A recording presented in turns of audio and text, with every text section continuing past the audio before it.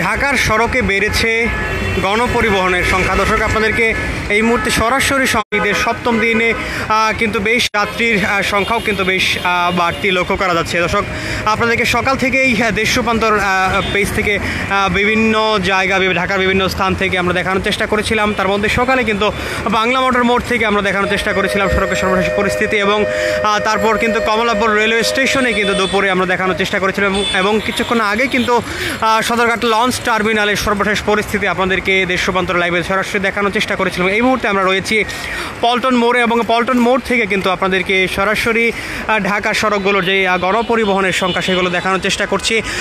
বিগত ঈদের পর থেকে কিন্তু বিগত সময়ে অর্থাৎ বেশ কয়েকদিন যাবৎ গণপরিবহনের পরিমাণ যে কম ছিল, আজকে কিন্তু সে তুলনায় কিন্তু কিছুটা বেড়েছে সেই সড়কগুলোতে গণপরিবহনের সংখ্যা। এবং সাধারণ মানুষ এবং যাত্রীরা যারা রয়েছেন, যারা ঢাকায় ফিরছেন, তারা কিন্তু বিভিন্ন টার্মিনাল থেকে অর্থাৎ লঞ্চ টার্মিনাল, রেলওয়ে স্টেশন, এছাড়া কিন্তু বাস টার্মিনাল থেকে তাদের গন্তব্যের উদ্দেশ্যে যাচ্ছেন।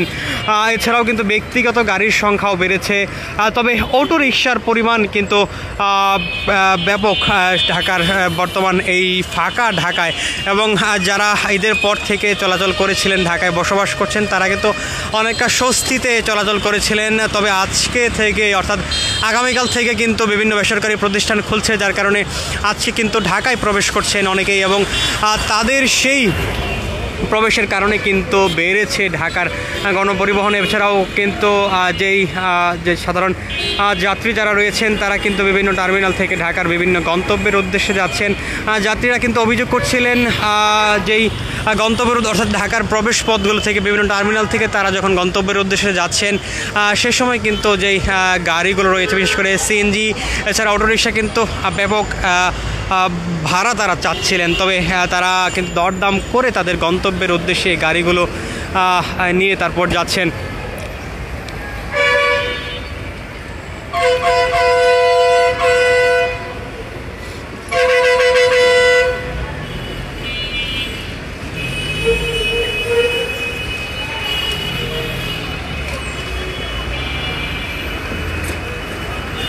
ঈদুল আজহার যে দীর্ঘ 10 দিনের ছুটি, সেটি কিন্তু আগামীকাল শেষ হচ্ছে। আগামীকাল 14 জুন শনিবার, সেই ছুটি শেষে রবিবার অর্থাৎ 15 জুন থেকে কিন্তু ঈদুল আজহার পরবর্তী সময়ে কিন্তু অফিস আদালতগুলো খুলবে। এছাড়াও বিভিন্ন প্রতিষ্ঠান, বেসরকারি কোম্পানি সহ বিভিন্ন প্রতিষ্ঠানগুলো কিন্তু আগামীকাল থেকেই খুলছে। এছাড়াও বিভিন্ন প্রতিষ্ঠানে যারা কর্মজীবীরা ছিলেন, তারা কিন্তু ঢাকায় যারা ছিলেন, তারা কিন্তু এখন তাদের বাড়ির উদ্দেশ্যে যাচ্ছেন, গন্তব্যের উদ্দেশ্যে। অর্থাৎ যারা ঈদের ছুটি পাননি, তারা কিন্তু বাড়ির উদ্দেশ্যে যাচ্ছেন এখন, অর্থাৎ এই ঈদের 6 দিন পর কিন্তু, অর্থাৎ 7 দিন পর তারা কিন্তু বাড়ির উদ্দেশ্যে যাচ্ছেন।